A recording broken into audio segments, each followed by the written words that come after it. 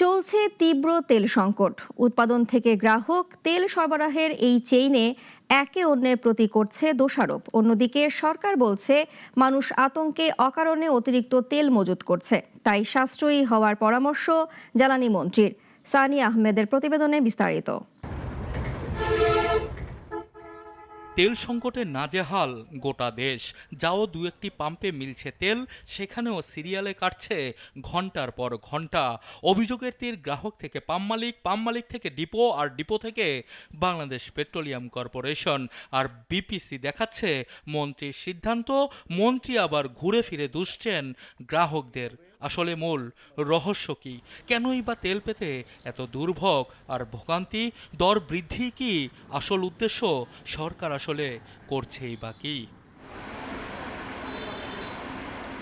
ঈদ পরবর্তী প্রথম কর্মদিবসে সরজমিনে নাগরিক টিম উপস্থিত হয় নারায়ণগঞ্জে অবস্থিত ডিপোগুলোতে।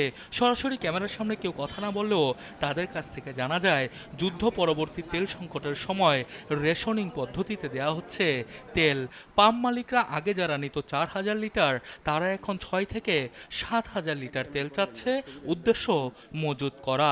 অন্যদিকে দর বৃদ্ধি পাবে, তাই ডিপো থেকেও দিতে চায় না বাড়তি তেল। তারা চলছে বিপিসির নির্দেশনায়। তেল সংকট উত্তরণে কি পদক্ষেপ নেওয়া হচ্ছে তা জানতে সরাসরি উপস্থিত হই বাংলাদেশ পেট্রোলিয়াম কর্পোরেশনের চেয়ারম্যানের দপ্তরে। কিন্তু এখানেও কেউ ক্যামেরায় কথা বলতে নারাজ। তাদের কাছ থেকে জানা যায়, গ্রাহক থেকে শুরু করে পাম্প মালিক সবাই অতিরিক্ত তেল মজুত করে রাখছে, যে কারণে সংকট এখন চরমে। জ্বালানি মন্ত্রীও মঙ্গলবার জানিয়েছেন তেল সংকটের হতাশার কথা। তিনি বলেন, মানুষ আতঙ্কে অকারণে অতিরিক্ত তেল মজুত করছে, তাই বড় সংকট এড়াতে কৌশলগতভাবে এগুচ্ছে সরকার। মন্ত্রীর পরামর্শ, সবাইকে হতে হবে সাশ্রয়ী। অন্যান্য রাষ্ট্র যেভাবে চলে সেভাবেই চলবে আমাদের দেশ।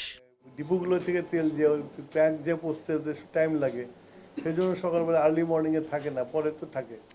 তো হঠাৎ করে এরকম ডিমান্ড বেড়ে গেছে যে যারা নাকি সারাদিনে যে তেল বিক্রি করতো, সেই তেল 3 ঘন্টায় এসে শেষ করে ফেলছে। আপনারা শঙ্কা করেন না, আপনার তেল পাবেন। এইভাবে মানে প্রয়োজনের অতিরিক্ত কোনো তেল নিয়েন না, তাহলে আমরা সরবরাহটা রাখতে পারবো। গতকালও বলেছি, আজকেও বলছি, আমি জনগণের কাছে আজকে অ্যাপিল করছি যে এত হাসাস করেন না। তেল আছে, তেল পাবেন আপনারা। অতিরিক্ত মজুত রেশনিং করে তেল সরবরাহ, অধিকাংশ পেট্রোল পাম্প বন্ধ। সব মিলিয়ে জ্বালানির চরম সংকট চলছে, তাতে নেই কোনো সন্দেহ। সংশ্লিষ্টরা বলছেন, তেলের দাম বৃদ্ধি করাই এখন সিন্ডিকেট চক্রের মূল উদ্দেশ্য। তবে সরকার চাইছে জনমনে স্বস্তি দিতে। এই যে ঈদটা গেল, কোনো তো অসুবিধা হয় নাই, তেলের জন্য কোনো অসুবিধা হয়েছে? তাহলে সানি আহমেদ, নাগরিক, এখন ঢাকা। অসুবিধা নাই, কিন্তু মানুষকে বুঝতে হবে